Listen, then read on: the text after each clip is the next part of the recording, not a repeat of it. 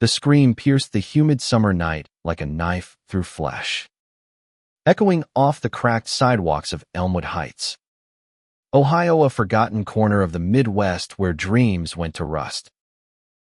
Timothy froze on the porch steps of their sagging two-story home, his heart slamming against his ribs as he recognized the voice, his little brother, Alex, cornered in the alley behind the old mill by three shadows that moved like predators.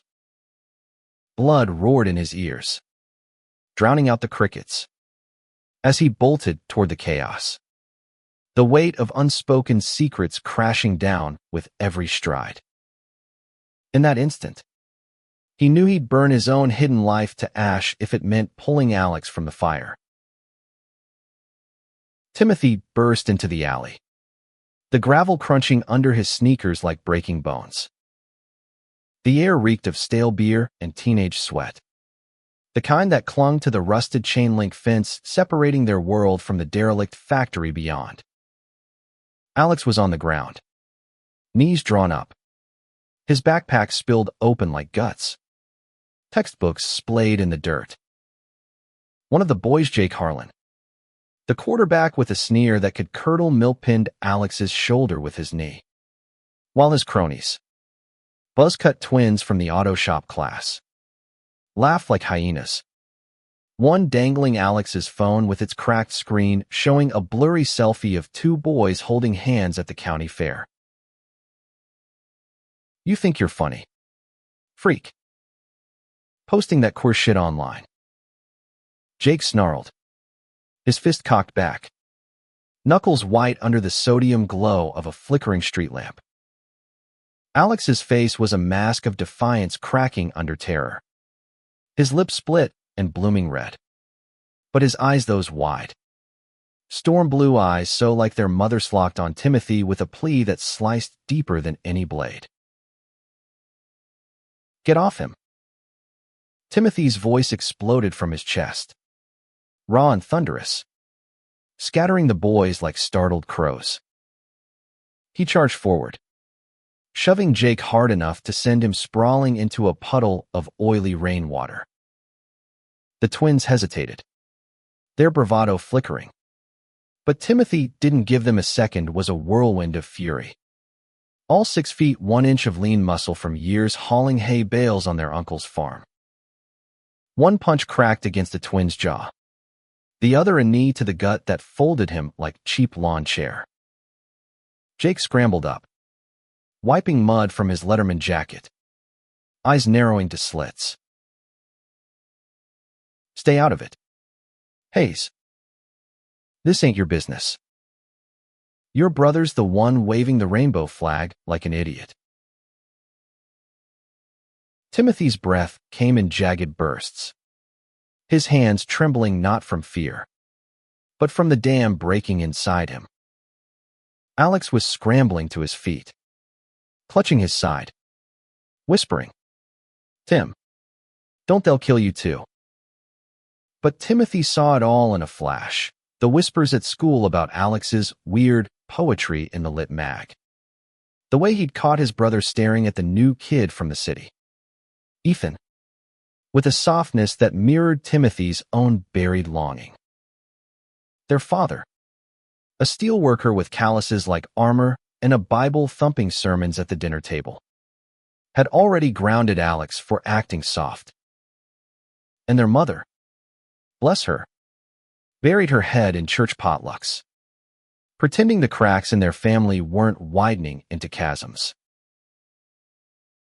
"It is my business," Timothy growled, stepping between Alex and the trio, his voice steady now, laced with a steel he'd forged in silence for years. "Because if anyone's a freak here, it's me. I'm gay. Jake. Been hiding it since I was 15. Choking on it every damn day. So if you want to beat on someone for loving who they love, start with me." The words hung in the air like smoke from a gunshot. Irreversible. Searing. Jake's face twisted from rage to something uglier disgust. laced with the fear of the small-minded. The twins exchanged glances, one muttering, "Holy shit. He's serious." Alex's gasp was a knife twist, his eyes widening not in shock, but in a dawning relief that twisted Timothy's gut. For a heartbeat, the alley was silent, save for the distant hum of the interstate, carrying escapees to lives Timothy had only dreamed of. Then Jake lunged, not with fists, but with venom. "You're both done in this town. You hear me? Freaks." He spat at Timothy's feet and backed away, the group melting into the shadows toward the glow of Friday night bonfires where bonhomie masked bigotry. Timothy didn't chase them. He turned to Alex, pulling him into a crushing hug, feeling the boy's sobs rack against his chest like aftershocks. "Why'd you do that?" Alex mumbled into his shirt, voice muffled and broken. "You didn't have to. Out yourself like that." "Because you're my brother," Timothy whispered, his own throat tight, tasting the metallic tang of truth on his tongue. "And no one's touching you. Not ever." They stumbled home arm in arm, the night air cooling the sweat on their skin. But Timothy's mind raced ahead to the fallout, the dinner table tomorrow, the factory whispers by Monday, the church pews where judgment sat heavier than grace. He didn't know then that the real storm was just breaking, that confessing to save one's soul would shatter his own into 1,000 jagged pieces. By the time they slipped through the back door, the house was dark except for the flicker of the TV in the living room, where their father, Roy Hayes, nursed a Budweiser and half-watched a Reds game rerun. Roy was a mountain of a man, broad-shouldered from decades bending steel at the mill, his face etched with lines from layoffs and lost over time. He glanced up, his gray eyes sharpening on the blood streaking Alex's cheek. "What in God's name happened to you, boy?" Alex froze, but Timothy stepped forward, shielding him again, the lie forming before he could stop it. No, not a lie anymore. The truth was a floodgate now, spilling over. He got jumped, Dad, by Jake and his crew. Because Alex is gay. And they know it. Roy's beer bottle paused midway to his lips, the fizz hissing like a warning. The room seemed to shrink, the ancient console TV droning on about a home run that no one heard. "What did you say?" His voice was low, dangerous, the kind that preceded belt whippings in Timothy's childhood for lesser sins like backtalk. Timothy swallowed, his pulse thundering. "I said Alex is gay. And so am I. We've both been hiding it. But tonight, I couldn't let them hurt him for it." The bottle shattered on the coffee table, foam erupting like rage. Roy surged to his feet, veins bulging in his neck, face purpling under the stubble. "You lying to cover for your fool brother. God don't make mistakes like that, it's the devil whispering. And I'll beat it out of both of you." Alex whimpered, backing toward the kitchen. But Timothy held his ground, years of resentment boiling up. "It's not a lie, Dad. It's who we are. And if you can't see that, maybe you're the one listening to the wrong voice." Roy's fist connected with Timothy's jaw in a blur, the crack echoing like thunder. Pain exploded, stars bursting behind his eyes as he staggered back, tasting copper. Alex screamed, lunging forward. But Roy grabbed him by the collar, shaking him like a rag doll. You too. My own blood. Tunin against everything I taught you. Their mother, Ellen, appeared in the doorway then, her nightgown askew, curlers tumbling from her graying hair. She'd heard the commotion from upstairs, her face crumpling as she took in the seen blood on the carpet. Her boys cornered by the man she loved despite his storms. Roy, stop. What's going on? Ellen Hayes was the glue of their fractured home. A part-time cashier at the Piggly Wiggly with hands rough from bagging groceries and a heart soft from too many hospital visits for Roy's accidents. She pulled Alex free, wrapping him in her arms, her eyes darting between her husband and her eldest, the one who'd always been her quiet strength. They're abominations. Ellen. Both of them spit from hell itself. Roy bellowed, pacing like a caged bear, his chest heaving. But Ellen's gaze locked on Timothy, searching. And in that moment, he saw the flicker, not revulsion, but sorrow. The kind that comes from loving too fiercely in a world that demands denial. Timmy. Is it true? Her voice cracked, a whisper that carried the weight of Sunday school lessons and whispered prayers for normal sons. He nodded, wiping blood from his lip, the sting nothing compared to the ache in his chest. Yeah, Mom. It's true. I love men. Alex does too. And I won't apologize for it, not for him. Not for me. The silence that followed was suffocating, broken only by Roy's ragged breaths.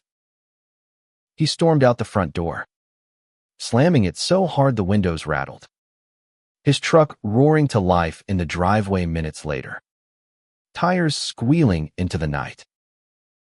Ellen sank onto the couch, pulling both boys down with her, her body a trembling bridge between them.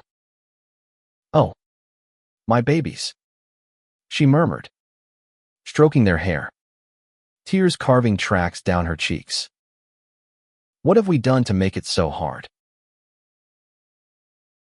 They sat like that until dawn crept in, gray and unforgiving, the first threads of their world unraveling. Timothy held Alex close, whispering promises he wasn't sure he could keep that they'd survive this.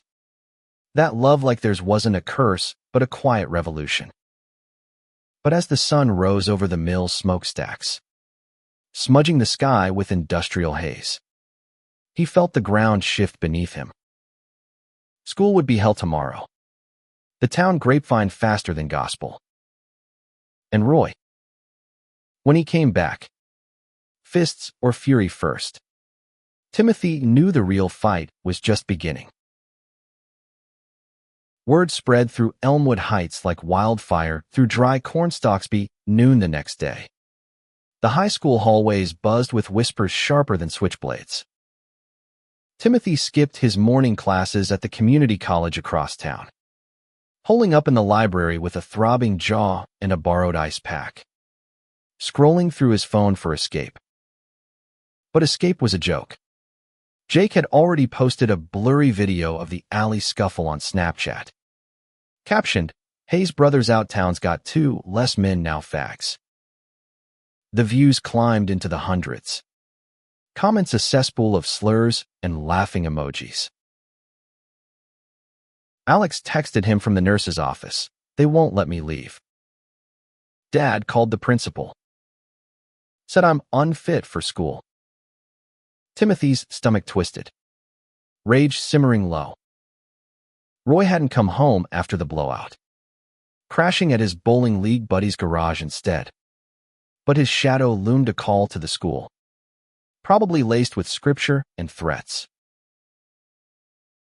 By afternoon, Timothy was back home, pacing the kitchen where Ellen chopped onions for meatloaf with mechanical precision. Her eyes red-rimmed, but dry. He'll come around. Timmy. Your father's just scared. Men like him. They built walls, caused the world's always tearing him down. Scared. Timothy scoffed, wincing as he probed his bruise in the toaster's reflection. He hit me, Mom, for telling the truth. What if he does worse to Alex? She paused, knife hovering, then set it down, pulling him into a flour-dusted hug. I know, baby. I know. But we're Way Band. We don't break. Her voice wavered, betraying the fear she buried under casseroles and crosswords. That night, as Alex curled up on the couch with a heating pad, avoiding his room like it was tainted, Timothy slipped out to the back porch, the screen door creaking like an old confession. The stars were out, pinpricks in the velvet sky, but the air hummed with unrest, distant laughter from a neighbor's barbecue, the low growl of a pickup idling on the block. He lit a cigarette, a habit picked up from late shifts at the gas station, inhaling deep to steady the tremor in his hands. That's when he saw the figure leaning against the oak tree at the yard's edge, Ethan Caldwell, the new kid from Cincinnati, all sharp cheekbones and faded band tee, his dark hair falling in waves that caught the moonlight. Ethan had transferred in last semester, quiet in class, but electric on the fringes, sketching in notebooks during lunch, trading mixtapes with the art crowd. Timothy had noticed him first in English, the way his hazel eyes lit when discussing Whitman. I sing the body electric, rolling off his tongue like a dare. Stolen glances had become a secret rhythm, but Timothy always looked away, the fear of exposure a chain around his neck. Hey, Ethan said softly, pushing off the tree, hands shoved in his jeans pockets. He was 23, a year older, taking night classes while working at the record store downtown, his presence a whisper of city grit in their small-town dust. Saw the post. Alex okay? Timothy exhaled smoke, the glow illuminating his split lip. As okay as he can be. You shouldn't be here. Jake's crew drives by every hour, looking for trouble. Ethan stepped closer, undeterred, his gaze tracing the bruise with a tenderness that made Timothy's chest ache. And you? That your blood on the alley wall. A laugh escaped, bitter and broken. Yeah. Price of family, I guess. They stood in silence, the night wrapping around them like a shared secret. Ethan reached out, hesitating before brushing Timothy's knuckles with his own spark, electric and forbidden. You're brave. You know that. Coming out like that. For him. Most guys I know hide till it eats them alive. Timothy's throat tightened, the cigarette burning down to filter. Brave. Or stupid. Dad's on a warpath. School's a minefield. Tonight feels like the end of everything. Ethan's hand closed over his, warm and steady. Or the start. Look. There's a spot by the river, old tires swing, away from prying eyes. Meet me there tomorrow. Just to breathe. Timothy nodded, the pull undeniable, a lifeline in the storm. As Ethan vanished into the shadows, Timothy crushed the butt under his heel, the ember dying like his old pretenses. Little did he know, that spark would ignite more than opiate would fan flames that threatened to consume them both. The river bend was a forgotten ribbon of the Ohio, choked with willows and the ghosts of summer swims, where the water murmured secrets to the overhanging branches. Timothy arrived at dusk the next evening, his truck's headlights cutting through the mist like accusations. Alex was home with Ellen, feigning flu to dodge school. But Timothy needed this air that didn't taste of judgment, space to unravel the knot in his gut. Ethan was already there, perched on a driftwood log, strumming an acoustic guitar pulled from his backpack. The melody was soft, a folk tune laced with longing hallelujah in Cohen's vein, but stripped bare. He looked up as Timothy approached, setting the guitar aside, his smile tentative, laced with the same vulnerability that mirrored Timothy's own. "Figured you could use this," Ethan said, holding out a thermos of coffee, black and steaming. "Keeps the chill out." They sat shoulder to shoulder, the current lapping at the bank like a heartbeat. Timothy sipped, the bitterness grounding him, and spilled it all the alley. The punch, Roy's exodus to the bottle. Ethan's listened without interruption, his presence a balm, fingers occasionally grazing Timothy's arm in silent solidarity. "I've been there," Ethan admitted finally, staring at the water's shimmer. "Came out senior year, parents split over it. Mom's cool now. Sends care packages with rainbow mugs. Dad, he just sends silence." He turned, eyes locking with Timothy's, the hazel depths pulling him in. "But you, protecting your brother like that, that's love, man. The kind that rewrites rules." Timothy's pulse quickened, the space between them shrinking. What if it's not enough? Town's closing in whispers at the station today. Folks crossing the street. And Alex, he's barely eaten. Jumps at shadows. Then fight smarter, Ethan murmured, his breath warm against Timothy's ear. "There's a group in Dayton, LGBTQ Youth Alliance. I went last month. Kids like Alex, sharing stories without shame. We could take him." The idea bloomed, fragile but fierce. And in that moment, gratitude surged through Timothy like river current. He leaned in, tentative, their lips meeting in a brush soft as willow leaves hesitant at first, then deepening with the hunger of years denied. Ethan's hand cupped his neck, thumb tracing the bruise. A kiss that tasted of coffee and courage, unraveling the last of Timothy's walls. They broke apart breathless, foreheads pressed, the world narrowing to this bend where judgment couldn't reach. "Stay?" Timothy whispered, fear and want tangled. Ethan nodded, and they lay back on the log, stars wheeling overhead, bodies entwined in tentative exploration, hands mapping scars and skin, whispers weaving promises against the night. But idols in Elmwood were fleeting.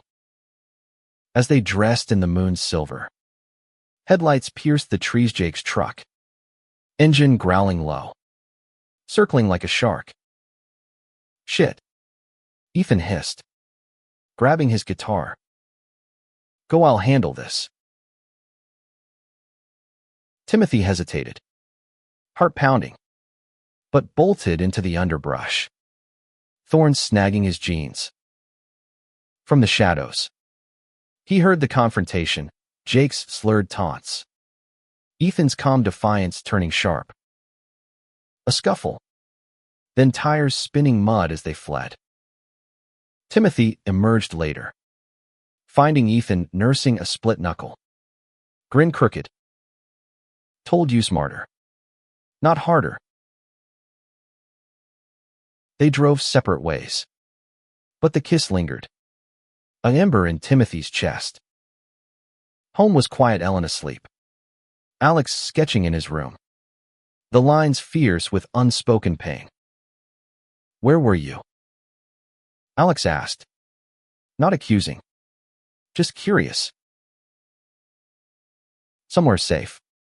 Timothy replied, ruffling his hair. We'll find more of those. Together. As he lay in bed, replaying the river's magic, Timothy felt the first stirrings of possibility. Love wasn't just survival, it was defiance, blooming in the cracks. But dawn brought reality's bite. Roy's truck in the drive. Engine cold. The man himself slumped at the kitchen table over cold coffee. Eyes hollow. We talk. Roy grunted as Timothy poured cereal. The air thick as fog. No yelling. Just talk. Timothy sat, braced. Alex hovering in the doorway like a ghost. Roy's voice was gravel, worn smooth by regret.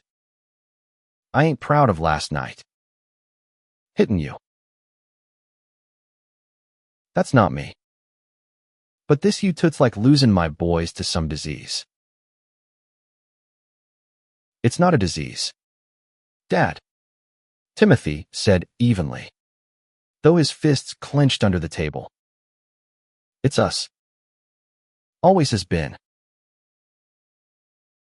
Roy rubbed his face. Stubble rasping. Bible says. Screw the Bible if it means hating your sons. Alex burst out, voice cracking. Ellen, entering with eggs, laid a hand on his shoulder, silencing him with a look. The breakfast stretched, words halting then flowing. Roy's tales of his own father's belt for sissy tears. Ellen's quiet admissions of doubts in pews. No miracles. But a truce, no more fists. School as usual. And Roy attending a counselor at the Mills EAP. Grudgingly. For you. He muttered to Alex. Not 'cause I get it. Relief washed over them. Tentative as spring rain. Timothy texted Ethan, truce at home. River again soon. The reply buzzed instant, always. Days blurred into a fragile rhythm. School patrols for Alex, where Ethan joined the watch. His presence a shield. Shifts at the station where glares met Timothy's chin-up stare. Romance unfurled in stolen moments. Drives to the drive-in. Hands linked over popcorn. Ethan's laughter dissolving Timothy's doubts. Alex bloomed too, confiding in Ethan about crushes. The poetry turning from shadows to light. But Elmwood's underbelly simmered. Whispers became axe dyers slashed on Timothy's truck. FAG keyed into the door.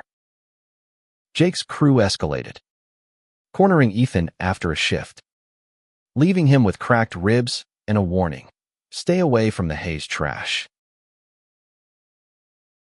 Timothy found him in the record store bathroom, bandaging alone, fury eclipsing pain. This is my fault, he raged, helping Ethan to his Civic. Dragging you into our mess. Ethan gripped his hand, fierce. Your mess is mine now. We're in this. Tim, all or nothing. That night, under quilted stars in Ethan's tiny apartment above the shop walls papered in concert stubs, Air scented with vinyl and patchouli surrendered fully. Bodies entwined. Slow and reverent. Timothy tracing the map of Ethan's freckles. Whispers of "I love you" slipping like vows. It was salvation. Raw and redemptive. Mending fractures with touch. Yet dawn's light revealed the cost. Roy. Calling from the mill. Voice tight. Church picnic tomorrow. Elder wants a word about the family scandal. Bring the boys. We face it square. The picnic sprawled across the park. Checkered blankets and potato salad masking the town's coiled tension. Roy grilled burgers with mechanical flips. Ellen chatted with the ladies' auxiliary. Her smile a shield. Alex stuck to Timothy's side. Ethan's arm a subtle loop around his waist under the picnic table. Hidden but anchoring. Then Elder Harlan Jake's father. Deacon with a serpent's smile approached. Bible tucked under arm like a weapon. Roy. Brothers. Heard troubling news. Sins of the flesh. They spread like rot. Church can't abide it not in our pews. Roy stiffened. Spatula pausing midair. My boys are my business. Harlan. Ain't yours to judge. But Harlan's eyes gleamed. Turning to Timothy. Confession's good for the soul. Son. Or perhaps. Relocation. For the congregation's peace. The threat hung. Veiled in piety. Timothy's blood boiled. But Ethan's squeeze under the table steadied him. Peace. Timothy said coolly. That's rich. Coming from a man whose kid beats on children for being different. Gasps rippled. Forks clattered. Harlan's face modeled. Insolence. Roy. Control your. They're my sons. Roy cut in. Voice booming. Surprising even himself. Gay or not. They're Hayes's. And if your boy's the bully, maybe look to your own harvest. The elder sputtered, retreating to murmurs. But the damage festered. By evening, as they packed up, Jake lurked at the field's edge, eyes promising payback. Timothy drove home with white knuckles. Ethan shotgun. Alex in back humming to distract. That was badass. Dad. Alex said softly. Roy grunted. A ghost of pride in his eyes. Had to be said. But payback came swift. Midnight call, Ellen's voice shrill. Tim. Alex is gone, window open. Note says, can't take it anymore. Panic clawed Timothy's throat as he tore from bed. Ethan stirring beside him. They searched streets. River. The mill, nothing. Dawn broke with sirens. Alex's body found in the quarry. Wrists slashed. A stolen razor from the bathroom. The note. Crumpled in his pocket. Sorry. Too much hate. Love you. Tim. The world ended there. In the sterile morgue light. Roy collapsing against the wall. Ellen's wails echoing off tile. Timothy stood numb. Ethan's arms his only anchor. The river's kiss now poisoned. I failed him. He choked. Fists pounding the air. Came out to save him. And it pushed him over. Ethan held him through the sobs. Fierce. No. The town did. The hate. You loved him, that's what he knew last. Funeral was a blur of black veils and hollow hymns. Roy's eulogy cracking on my boy. Harlan's congregation thin. Shame's quiet reap. Timothy burned inside. Rage of forge. He confronted Jake at the graveside. Voice ice. You happy now? Your jokes killed him. Jake paled. Bravado crumbling. I didn't. Shit. Man. I didn't mean. But words failed. Timothy walked away. Ethan's hand in his. The first step toward leaving Elmwood's grave. Grief carved them hollow in the weeks that followed. The house a tomb of Alex's sneakers by the door. His sketches pinned to the fridge like ghosts. Roy retreated to the mill. Shifts doubling. Whiskey tripling. Ellen baked pies no one ate. Her rosary beads clicking like accusations. Timothy and Ethan clung together. Nights tangled in sweat-soaked sheets. Making love with desperate fervor as if touch could resurrect what hate had stolen. Yet loss festered. Turning inward. Timothy quit the station. The leers too raw. Ethan pushed him to Dayton's alliance meetings, where circles of faces young, scarred, radiant shared stories that echoed his. My sister jumped tracks after coming out. One girl whispered, but we rise from it. For them. Timothy spoke haltingly. Alex's name a talisman. The room's nods a chorus of solidarity. It cracked the ice in his chest. Thawing to purpose. He wanted to write. Timothy said. Voice steadying. Poems about love without shame. I'll get him published. For him. Ethan beamed. Pride fierce.